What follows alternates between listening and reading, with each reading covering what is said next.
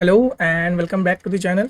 तो बच्चों, ये आप सबको पता है कि सी डी एस वन 2025 का एग्ज़ाम पूरा हुआ और लगभग लगभग उसका रिज़ल्ट भी आ चुका है। ठीक है। अब रिज़ल्ट आने के बाद दो तरह के स्टूडेंट्स हमको देखने को मिलते हैं। एक जिनका एग्ज़ाम क्लियर हुआ है, उनकी हम बात करेंगे। एक जिनका एग्ज़ाम नहीं क्लियर हुआ है, ठीक है, उनकी हम बात करेंगे। मेरा मेन जो टारगेट एरिया होगा वो यही बच्चे होगा जिनका एग्ज़ाम क्लियर नहीं हुआ, क्योंकि उनके मन में सबसे ज़्यादा डाउट्स रहेंगे। उनके मन में ये होगा कि कौन कौन सी चीज़ें कम रह गई या क्या है। तो इन सब चीज़ों को बात करने से पहले मैं आपको बता दूं, हम इस चैनल पे आपके लिए ये जो इनिशिएटिव चला रहे हैं कि आप लोगों को सी डी एस कैसे क्लियर कर सकते हैं, उसके लिए हमने एक टेलीग्राम चैनल भी बनाया है और उसमें बहुत सारे बच्चे ऑलरेडी जुड़े हुए हैं। तो आपको अगर सी डी एस के रिगार्डिंग कोई भी इन्फॉर्मेशन चाहिए होती है या स्टडी मटेरियल चाहिए होता है, तो आप हमारे एस सी डी एस नाम का जो चैनल है उसको ज्वाइन कर सकते हैं। आप जाइए टेलीग्राम में, उसे ज्वाइन करिए। उसमें डेली आपके लिए कुछ इंपॉर्टेंट नोट्स शेयर किए जाते हैं जिनकी की बहुत ज़्यादा प्रोबेबिलिटी होती है डायरेक्ट आपके एग्ज़ाम में आने की। ठीक है। साथ साथ मैं आपको यहाँ पर बताता चलूँ कि हमारे इनिशिएटिव से जुड़े हुए बहुत सारे लोग हैं जो बाकी एग्जाम्स को भी प्रिपेयर कर रहे हैं। जैसे सी डी एस के लिए तो बच्चे प्रिपेयर कर ही रहे हैं। सी ए पी एफ के लिए अगर कोई बच्चा ऐसा है जो इस बार का टारगेट कर रहा है, तो वो लोग हमारे दूसरे Telegram channel that is S defence, इसको ज्वाइन कर सकते हैं। तो आप इन दोनों चैनल्स को ज्वाइन कर लीजिए, आपके लिए बहुत ज़्यादा इंपॉर्टेंट हो जाएगा। और जैसे कि हमारी एक टैगलाइन है ही कि from a young aspirant to becoming a officer, तो वो अगर आपको अपना ड्रीम अचीव करना है तो आपको आपके उस सपने को पूरा करने में हम आपको हेल्प करेंगे। अब देख लेते हैं, बात कर लेते हैं पहले कुछ बच्चों के बारे में जो कि बिल्कुल बिगिनर्स हैं। तो बिगिनर्स के लिए क्या स्ट्रेटजी रहनी चाहिए। ठीक है। अब मैं कोई आपको कोई नई स्ट्रेटजी नहीं बताऊंगा, ठीक है, या कुछ एकदम से कुछ नया नहीं बता दूंगा, बस वही बताऊंगा जो आप कर रहे हैं उसको और अच्छे से कैसे करना है। ठीक है। क्योंकि ये किसी ने बहुत बढ़िया बात बोली थी कि कुछ नया करने में ज़्यादा बड़ी बात नहीं होती, किसी पुरानी चीज़ को ही और अच्छे से करने में ज़्यादा बड़ी बात होती है। तो आप जो ऑलरेडी कर रहे हो उसी को और अच्छे से कैसे कर सकते हो, उसमें हम आपकी हेल्प करेंगे। क्योंकि आप इस पाथ पे तो चल चुके हो, बस अब आपको क्या करना है, आपका जो गंतव्य है, आपकी जो मंजिल है, वहाँ तक आपको पहुँचना है। तो चलिए बिगिनर्स के लिए बात कर लेते हैं। तो आई होप यहाँ पर कुछ ऐसे बच्चे भी होंगे, नए बच्चे होंगे जिनको एग्जाम पैटर्न का नहीं पता, तो बस उन बच्चों के लिए मैं थोड़ा सा एग्जाम पैटर्न बता देता हूँ। ठीक है। जो बच्चों को ऑलरेडी एग्जाम के पैटर्न का पता है वो थोड़ा सा इस वीडियो को आगे तक स्किप कर सकते हैं। उनके लिए जो बातें होंगी वो थोड़ा सा 1-2 मिनट बाद हम बातें करेंगे। तो देखिए, एग्जाम पैटर्न की अगर मैं बात करूँ तो एग्जाम पैटर्न में आपका एक होता है पेपर 1, ठीक है, जिसमें कि हम बात कर लेते हैं इंग्लिश की। ओके। अब इंग्लिश में क्या होते हैं, अगेन एमसीक्यू बेस्ड क्वेश्चन होते हैं, 120 क्वेश्चंस होते हैं, ये आपको देखने होते हैं और टोटल मार्क्स होते हैं 200 मार्क्स के। फिर एक आपका होता है पेपर 2। क्लियर। इस पेपर 2 में आता है आपका GS subject. GS again MCQs होते हैं, 120 क्वेश्चंस होते हैं और 200 मार्क्स के होते हैं। तो ये आपको ध्यान रखना है। फिर एक होता है आपका पेपर 3 जो कि सिर्फ कुछ चुनिंदा बच्चे देते हैं, और ये वही बच्चे देते हैं जो किसके लिए जाते हैं, आईएम में, इंडियन एयरफोर्स और इंडियन नेवल एकेडमी। ठीक है। इन 3 फोर्सेस के लिए जो जाते हैं और वो लोग इस पेपर को देते हैं। जो ओटीए के लिए जाते हैं वो सिर्फ ऊपर के 2 पेपर देते हैं, तो ओटीए के लिए, और विमेंस जो होती हैं वो सिर्फ ऊपर के 2 पेपर देती हैं। तो यहाँ पे आ जाता है मैथ्स की बात, तो ये आपको ध्यान रखना है। चलिए, हमारा जो मेन फोकस एरिया है that is about English and GS, तो आज उन्हीं के बारे में बात करेंगे। तो समझ लेते हैं फोकस एरियाज आपके क्या क्या होने चाहिए। ओके। तो फोकस एरिया की बात करते हैं। अब यहाँ से ये वीडियो है वो सबके लिए शुरू हो जाती है, क्योंकि यहाँ पर अब आपको जो बच्चों ने एग्ज़ाम दिया, जिन बच्चों ने एग्ज़ाम नहीं दिया, उन लोगों के लिए सेम आ जाता है कि अब मतलब जो हमारा ये जो नेक्स्ट सी डी एस है, सी डी एस 2025, इस पर कैसे फोकस किया जाए, इसको कैसे क्लियर किया जाए। तो उसके लिए कुछ फोकस एरिया मैं आपको बता रहा हूँ, उस पर आपको अच्छे से ध्यान देना है। तो सबसे पहले तो बात कर लेते हैं हम अपने इंग्लिश के सब्जेक्ट की। तो देखिए, जैसे इंग्लिश है, आपको यहाँ पर ना एक चीज़ समझनी होगी। इस बार का जो पेपर आया है, कुछ बच्चों का कहना है कि बहुत ज़्यादा हार्ड आया। ठीक है। वहीं कुछ बच्चे ऐसे भी थे जो बोल रहे थे कि मीडियम था, कि मैनेजेबल था, और कुछ बच्चे ऐसे थे जिनको लगा थोड़ा बहुत, मैं ये नहीं बोल रहा कि बहुत ज़्यादा प्रपोर्शन में वो बच्चे थे, बट कुछ बच्चे थे जिनको ये ईजी लग रहा था। बट हाँ, इतना मैं कह सकता हूँ कि जिन बच्चों को ये ईजी लग रहा था वो ऑलरेडी वो बच्चे थे जिन्होंने इस एग्ज़ाम को बहुत बार क्लियर किया है, जिन्होंने ना ही सिर्फ सीडीएस को, इसके अलावा जो अदर एग्ज़ाम है, सीएपीएफ जैसा एग्ज़ाम है या सिविल सर्विसेज जैसे एग्ज़ाम है, उनको भी क्रैक किया है। तो आपको समझना होगा कि ये बच्चों की मेंटेलिटी क्या है। आप अगर इन 2 कैटेगरी में आते हैं, आपको हार्ड लगा या आपको मीडियम लगा, तो इन बच्चों को ये ईजी कैसे लगा, तो वो आपको समझना है, वहाँ तक आपको पहुँचाना है। ठीक है, तो जिस दिन आप ये चीज़ समझ जाएंगे, इस मेंटेलिटी में आ जाएंगे, आपके लिए शायद ये सीडीएस का एग्जाम क्लियर करना उतना कोई बड़ी बात नहीं होगी। It would be a cake walk for you, क्योंकि बहुत से ऐसे बच्चे भी देखे गए हैं जिन्होंने 7-7 बार या 8th टाइम इस एग्जाम को क्लियर किया है। तो अगर 8th टाइम कोई इस एग्जाम को क्लियर करा है या 7 टाइम इस एग्जाम को क्लियर करा है, तो ऑब्वियसली उन्होंने इस एग्जाम को बहुत डीपली समझा है। और अगर आप ऐसे बच्चों में से हैं जिनको ये बहुत हार्ड लगा, या आपने ऑलरेडी 2 अटैम्प्ट 3 अटैम्प्ट अपने लगा चुके हैं और अभी तक आप सीडीएस नहीं क्लियर कर पाए, तो मैं आपको एक चीज़ ज़रूर बताऊंगा कि आपकी जो प्रिपरेशन है शायद उसमें थोड़ा ना थोड़ा कोई कमी छूट रही है। मैं ये नहीं कह रहा कि आप गलत प्रिपेयर कर रहे हो, मैं ये कहना चाह रहा हूँ कि आपको थोड़ा और उसको रीडिफाइन करना पड़ेगा, आपको रेट्रोस्पेक्ट करना पड़ेगा कि कहाँ पर गलतियाँ छूट रही हैं। क्योंकि ऐसा नहीं है कि आपसे आगे गलतियाँ नहीं होंगी, आगे गलतियाँ होंगी और गलतियाँ करना ज़रूरी है, बट जो आपकी प्रीवियस गलतियाँ हैं उनको सुधारना उससे ज़्यादा ज़रूरी है। क्योंकि मेरे एक टीचर हुआ करते थे, वो बहुत एक अच्छी बात बोलते थे, मेरे को लगा मैं आप लोगों से शेयर करूं कि गलती करना कोई गलत बात नहीं, बट हाँ गलती से ना सीखना बहुत गलत बात है। तो आपने जो गलतियां करी उनसे सीखिए। तो और अगर आप एग्जाम नहीं क्लियर कर पा रहे हैं तो इसका एक ही आपको दिखना चाहिए कि आप शायद अपनी गलतियों पे काम नहीं कर रहे हैं, तभी आप सेम मिस्टेक्स बार बार रिपीट कर रहे हैं। तो चलिए बात कर लेते हैं जिनको ये हार्ड लगा उनको कौन से एरियाज में फोकस करना चाहिए। तो उन लोगों को मैं बता देता हूँ, उन लोगों को फोकस करना चाहिए आपका मेनली जो इंग्लिश है, इस बार का पैटर्न अंडरस्टैंड करने की समझना चाहिए। अब देखिए पैटर्न को कैसे अंडरस्टैंड करेंगे, इस बार थोड़ा सा चेंज हुआ है इंग्लिश का पैटर्न। हुआ क्या है, तो थोड़ी सी जैसे कुछ बच्चे बोलते हैं ना वोकैब वगैरह, तो वोकैब आई है, बिल्कुल आई है। और ये जो वोकैब है इसको थोड़ा पूछने का तरीका अलग हुआ है। यहाँ पर मेरे हिसाब से जो वोकैब है वो दैट इज एप्लीकेशन बेस्ड। अभी तक आपने जीएस में सुना होगा कि एप्लीकेशन बेस्ड क्वेश्चन आते थे, बट पहली बार हमें देखने को मिला कि ये जो वोकैब है दैट वो भी थोड़ा सा एप्लीकेशन बेस्ड हो गई है। अब इसमें हुआ क्या है, जैसे आपको एक एग्जांपल देता हूँ कि क्वेश्चन है पेयर, ठीक है, पियर, ऐसा वाला एक क्वेश्चन आया था, तो आपको बताना था कि इनका करेक्ट यूसेज हुआ है कि नहीं हुआ है इस सेंटेंस में, तो वो आपको समझना था। अब इन सब को करने के लिए आपके बेसिक्स जो हैं वो बहुत अच्छे होने चाहिए, या फिर आपको रीडिंग ध्यान रखना। ये वाला जो इंग्लिश का पेपर है इसने सिखा दिया कि जिन बच्चों की रीडिंग स्किल्स अच्छी है उन बच्चों का एग्जाम आराम से क्लियर होगा। और ये हर कोई आपको समझाता होगा कि रीडिंग को इम्प्रूव करने के लिए आपको न्यूज़पेपर फॉलो करना ही करना है, ठीक है। तो सबसे पहली बात आपको न्यूज़पेपर पे ज़्यादा ध्यान देना है। अगर आप अभी तक नहीं दे रहे थे, आप लगे हुए थे स्टैटिक पूरा करने में, मैं ये नहीं कह रहा उसको छोड़ दीजिए, मैं बस इतना समझाना चाह रहा हूँ कि शायद अपने जीवन का 1 घंटा या 90 मिनट आप निकालिए और थोड़ा सा न्यूज़पेपर पढ़ने पे ध्यान दीजिए।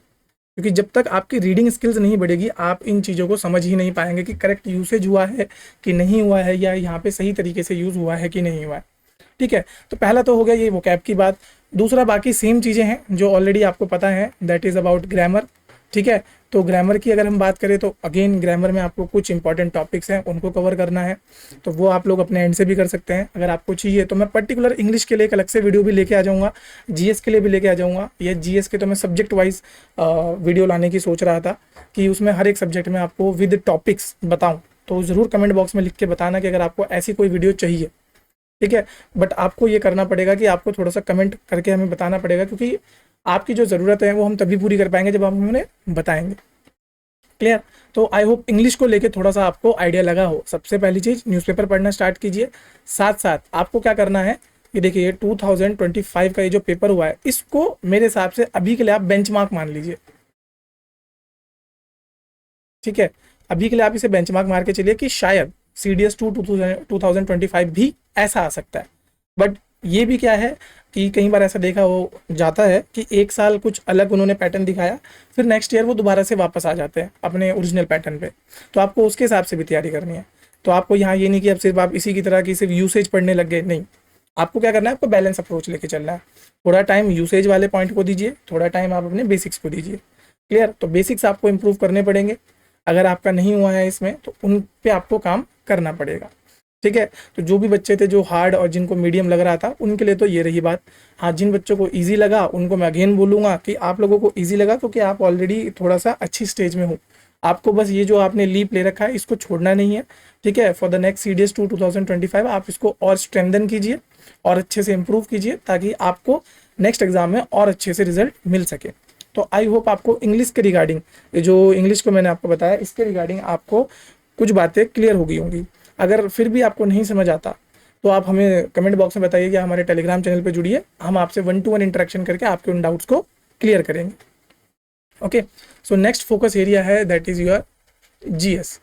अब इसके रिगार्डिंग इस बार का पेपर यूजुअली देखा जा गया है कि थोड़ा सा इजी टू मीडियम पैटर्न में था, मतलब बहुत कम बच्चे थे जिनको ये हार्ड लगा।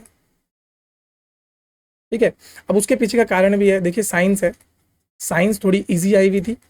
ठीक है, और इवन हमारे जो इनिशिएटिव चलते हैं हमारे टेलीग्राम चैनल में, 30 में से लगभग 25 to 27 क्वेश्चन डायरेक्ट हमारे नोट से आए हुए थे। तो आप उनको भी एक बार देख सकते हैं, प्रूफ वीडियो हमने ऑलरेडी हमारे चैनल पे डाल रखी है। ठीक है, तो आप उसको एक बार जाके भी देख सकते हैं अगर आपको लगता है। तो ये आपको ध्यान रखना है कि इजी टू मीडियम था, बट अगेन आप अगर पिछले साल के पेपर उठाएंगे 2024, 2023, 2022, तो कई साल ऐसा हुआ है कि जीएस बहुत ज़्यादा हार्ड भी आई है। तो आपको उसके लिए उसको भी मद्देनजर रख के तब आपको ये प्रिपरेशन करनी है। क्लियर, तो ये आपको ध्यान रखना है। तो यहाँ पर जो बिगिनर्स हैं उनको बता देता हूँ, जिन्होंने अभी भी स्टार्ट किया है, तो उनके लिए थोड़ा सा मैं इसको खोल देता हूँ जीएस को। तो कौन कौन से एरियाज है जहाँ पे आप अभी से फोकस करना स्टार्ट करेंगे और नेक्स्ट 90 डेज आप उनको फोकस करते हुए चलेंगे। तो दो चीज़ जो आप अपने शेड्यूल में ऐड करिए, एक तो आप अपने शेड्यूल को बनाइए स्टैटिक। ठीक है, स्टैटिक आपको करना है।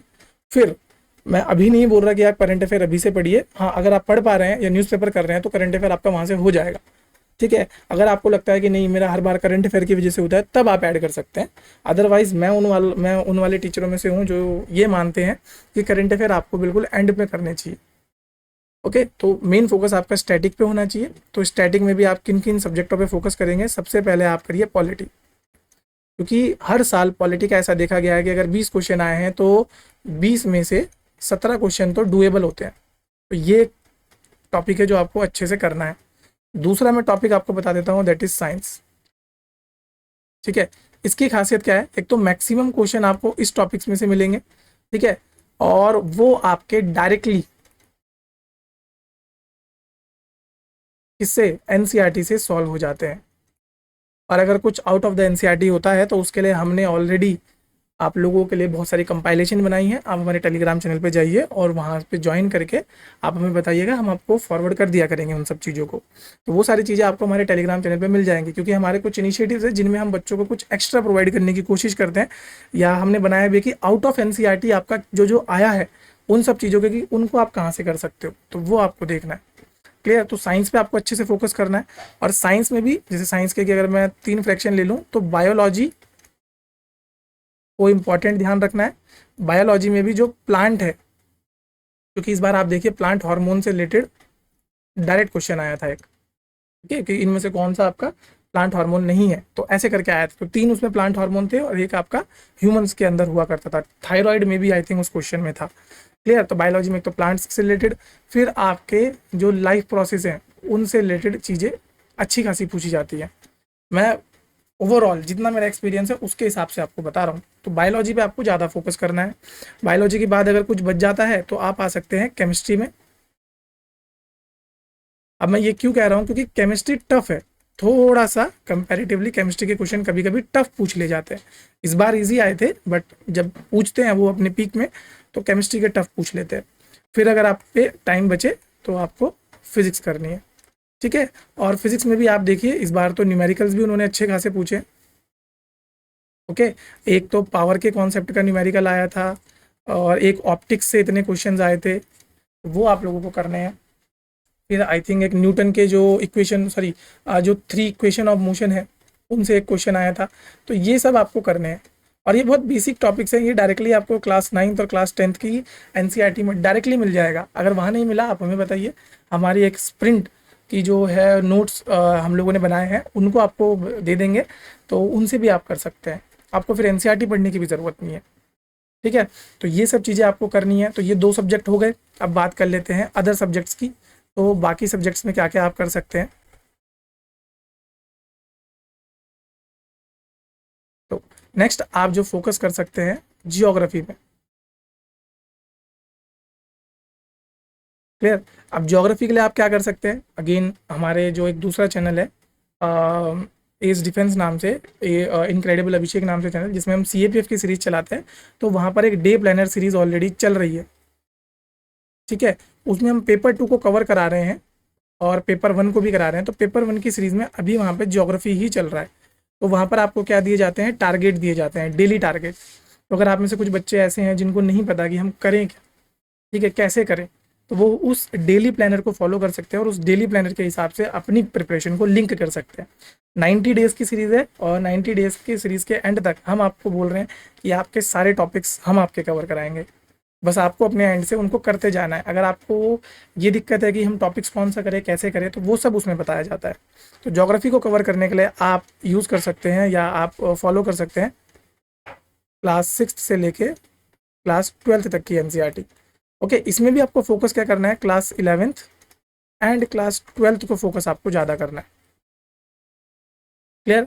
तो ये आपको चीज़ें याद रखनी है। उसके बाद हम आ जाते हैं नेक्स्ट सब्जेक्ट, जिसका रेशियो फिर भी आप देखोगे कि ठीक ठाक है। इस बार थोड़ा सा उसमें मतलब जो यूजुअल तरीका है वैसे नहीं पूछा गया है, बट ठीक है, क्या पता अगली बार दोबारा से वो पैटर्न को रिपीट करे तो आपके काम आएगा। तो नेक्स्ट टॉपिक हो जाता है इकोनॉमिक्स। अब जब हम इकोनॉमिक्स को पढ़ते हैं तो इसके 2 फ्रैक्शन है जो आपके CDS में पूछे जाते हैं अभी तक, माइक्रो और मैक्रो। इस बार माइक्रो हमें थोड़ी सी कम देखने को मिली।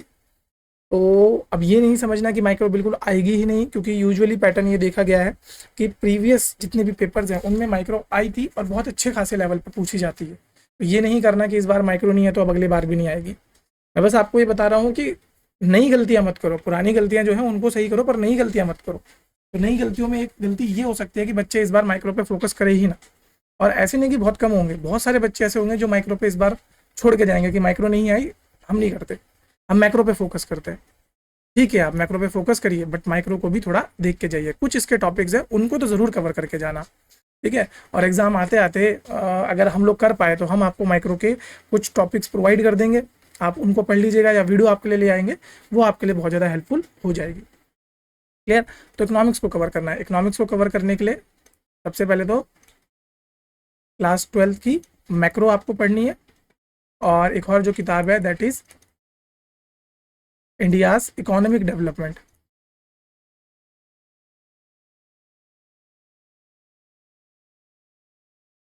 ठीक है, तो ये आपको पढ़ लेना है। अच्छा, इसमें 2-3 फेजेस हैं जो आपको बहुत याद रखने हैं। जैसे तो पहला होता है 5 ईयर प्लान। तो एक तो आपको ये याद करना ही करना पड़ेगा 5 ईयर प्लान के बारे में। ठीक है, दूसरा पोस्ट 1991 या फिर 1991 में जो आपके LPG रिफॉर्म्स हुए थे, इस एरिया पे आपको फोकस करना है।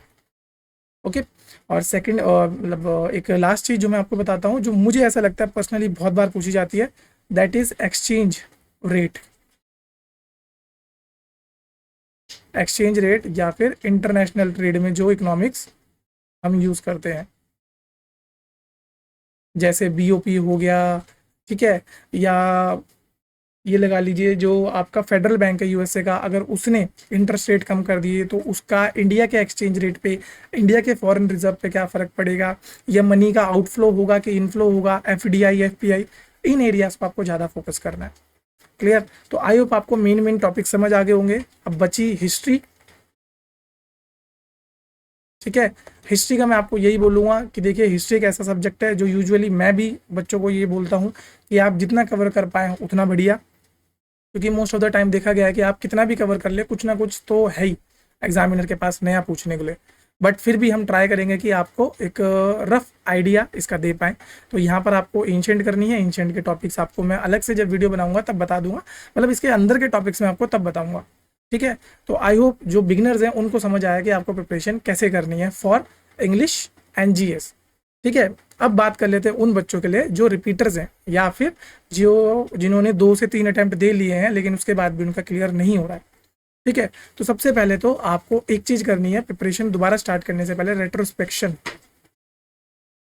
ठीक है, आप अपने आप को रेट्रोस्पेक्ट करिए कि आपने पिछले 6 महीने में या लास्ट 1 ईयर में जो भी आपने प्रिपरेशन करी है, क्या वो आपने फुल स्केल में करी है? तो सबसे पहले तो ये देख लीजिए, या फिर आपने हाफ हार्टेड एफर्ट्स मारे हैं। जो तो आप हाफ हार्टेड एफर्ट्स वाले में, और यहाँ पर आपको कंप्लीटली ऑनेस्ट होना पड़ेगा अपने साथ। अगर आपने हाफ हार्टेड एफर्ट मारे हैं तो उस चीज़ को एक्सेप्ट करिए, अपनी गलती को रियलाइज़ करिए और आगे बढ़िए। और इस बार सोचिए कि इस बार मैं फुल ब्लोन एफर्ट्स मारूंगा, ठीक है, और उसके बाद इसको क्लियर करूंगा। अगर आप हाफ हार्टेड वाली कैटेगरी में हैं तो ज़्यादा दिक्कत की बात नहीं है, इसका मतलब आपको प्रिपरेशन को और स्केल अप करना है बस, ठीक है, तो वहाँ पर आपको ज़्यादा दिक्कत नहीं आएगी। बट हाँ, अगर आप सीरियस कैटेगरी के बच्चे हैं, आपने फुल स्केल मेहनत करी है, आपने अपने आप को डेडिकेट किया, अच्छे से सारे सब्जेक्ट कवर किए, उसके बावजूद भी आपका नहीं हुआ, तो देन थोड़ा सा आपको समझने की ज़रूरत है, ठीक है, थोड़ा सा आपको अपने जो प्रिपरेशन है उसको थोड़ा सा, उसका जो मॉडल है उसको रीडिफाइन या उसको चेंज करने की ज़रूरत है। अब उसको चेंज कैसे करना है वो आपको इंडिविजुअल लेवल पे देखना पड़ेगा। अगर आप एक ऐसी कैटेगरी में आते हैं, मतलब जिन बच्चों ने सारा पढ़ा लेकिन उसके बाद वो एग्ज़ाम में जाके कंफ्यूज हो जाते हैं, ठीक है, कुछ बच्चे ऐसे भी होते हैं जिनको आता है, वो एग्ज़ाम के बाहर होंगे, एग्जामिनेशन हॉल के बाहर वो उस क्वेश्चन को सही कर देंगे, एग्जामिनेशन हॉल में बैठ के गलत कर देंगे। तो यहाँ तो भैया आपको सबसे पहले तो अपने डर पे काबू करना है, ये और कुछ नहीं है, ये आपका फियर है, ठीक है, ये आपकी एंजाइटी है, आपका प्रेशर है, आप प्रेशर में थोड़ा सा घबरा जा रहे हैं, तो इससे आपको ओवरकम करना है और ये आपको पर्सनैलिटी में चेंज लाना पड़ेगा,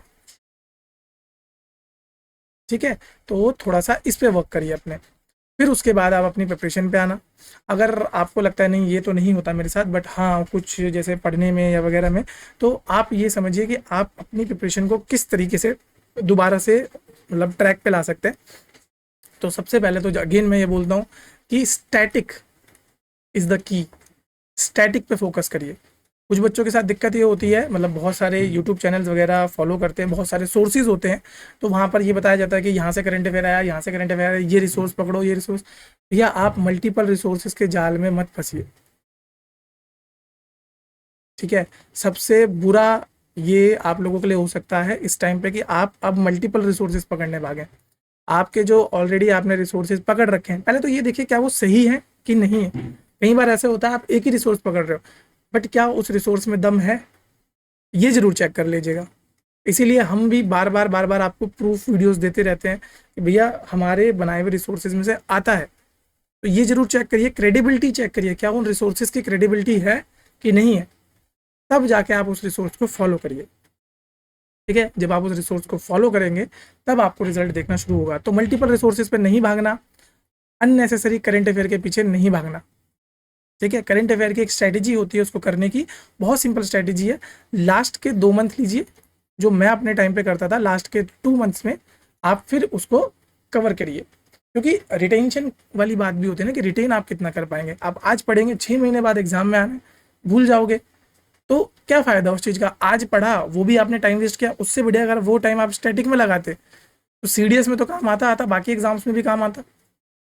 तो समय का जो प्रॉपर यूटिलाइजेशन है वो करना सीखिए। मैंने बहुत से बच्चे जिनको भी मैंने गाइड किया है, मैंने बहुतों में ये कमी देखी है, उनको लगता है करंट अफेयर इतना बड़ा है, हम करंट अफेयर पे ज़्यादा दम लगाते हैं, लगाइए नो डाउट, बट रिटेंशन देखिए, क्या उसका जितनी आप उसके ऊपर कॉस्ट लगा रहे हो क्या उसका बेनिफिट है उतना, या उसका रिटर्न है, तो वो आप देखिए। तो अगेन आपको स्टैटिक पे ही फोकस करना है, और स्टैटिक को इतना मजबूत कर लीजिए कि आपका जो भी टॉपिक्स हैं वो क्लियर हो रखे हो। साथ साथ आप यहाँ पर एक चीज़ ज़रूर करिए, PYQs डेली, ठीक है, ये अपने एंड से कमिटमेंट करिए कि डेली एटलीस्ट 25 to 35 क्वेश्चन तो मैं करूँगा, या फिर पूरे दिन में मैंने जो टॉपिक्स पढ़े हैं, मान के चलिए पूरे दिन आपने 6 घंटे लगा के कुछ 6 से 7 टॉपिक्स करे, हर एक टॉपिक के एटलीस्ट 10 क्वेश्चन तो मैं करूँगा। तो जितने टॉपिक आपने क्लियर करे उसके एटलीस्ट 10 क्वेश्चन आप करिए, और मैं गारंटी दे सकता हूँ आप इस तरीके को फॉलो करिए, आपका एग्जाम ज़रूर निकल के रहेगा, ठीक है। हाँ, ये PYQs वाली बात मैं बिगिनर्स को भी बोलूँगा कि जब आप ये टॉपिक क्लियर करें, आप लोग डेली मत करना, ठीक है। आप क्या करना, पहले आप टॉपिक्स को क्लियर करना, ठीक है, आपने टॉपिक पूरा किया तब उसके PYQ लगाइए, और टॉपिक बेस्ड PYQ लगाइए, ऐसे नहीं कि रैंडमली कोई भी करे, नहीं, टॉपिक बेस्ड PYQ वो आपको मिल जाएंगे इंटरनेट पे, टेलीग्राम पे, बहुत जगह आराम से मिल जाएंगे आपको, ठीक है। हम भी कुछ कंपाइलेशन बनाएंगे, जैसे पॉलिटी का हमने भी एक अच्छी खासी बुक बनाई है PYQ मीनिया करके, जिसमें हमने आई थिंक 2018 से लेके 2025 तक के जितने भी पेपर हुए हैं उनके विद चैप्टर वाइज पॉलिटी के क्वेश्चंस बनाए हैं। तो अगर आपको वो चाहिए होगा, आप हमसे टेलीग्राम चैनल पे कनेक्ट करके वो ले सकते हैं, ठीक है। तो इस तरह के टॉपिक्स आपको करने हैं। तो ये जो चीज़ें थी, आई होप आपको समझ आ गया होगा, आप लोगों को थोड़ा सा पर्सपेक्टिव मिला होगा, ठीक है। आप लोगों को बस ये ध्यान रखना है कि जितनी भी आपकी कमियां थी वो, या जितनी गलतियां थी उनको एक्सेप्ट करिए, आगे बढ़िए, और जो आपके ग्रे एरिया है, ठीक है, उनको कवर करने की सोचे, ठीक है, ऐसा नहीं करना कि ऑलरेडी जो आता है बस उसी पे ध्यान, कि पॉलिटी आती है कोई बात नहीं, दोबारा रिवाइज करता हूँ, 10 बार रिवाइज करता हूँ। भैया जो आता है उसको दोबारा क्यों रिवाइज करना। ठीक है, या जैसे मान के चलिए ज्योग्राफी है, मैपिंग है, अगर आपको लगता है आप मैपिंग में वीक हैं तो मैपिंग पे काम करिए ना। आप बार बार एनसीईआरटीज क्यों पढ़ रहे हैं ज्योग्राफी की। ठीक है, मैपिंग में काम करिए, तो वो सब चीज़ें आपको करनी पड़ेगी। तो ये हो गया उन बच्चों के लिए जिनका एग्ज़ाम नहीं क्लियर हुआ था।